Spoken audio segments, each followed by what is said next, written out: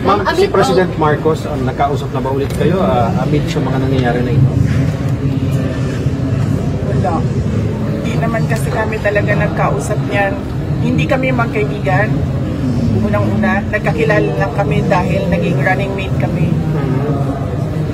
So, bago pa man kami naging running mates, hindi na kami nag-uusap.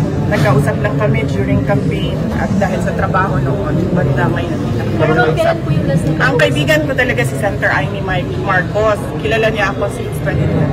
Pero kailan po yung last na pag-uusap po?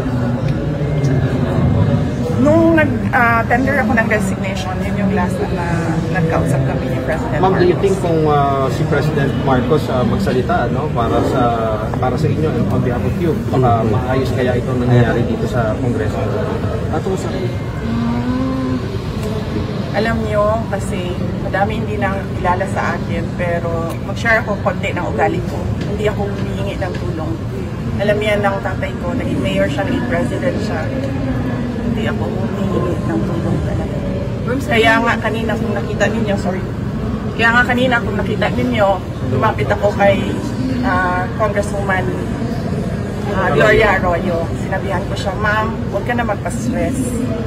Dahil dito sa ginagawa nila sa akin, kaya ko ito. Don't stress yourself about it. Yan din ang sinabi ko kay Congressman Marcoleta.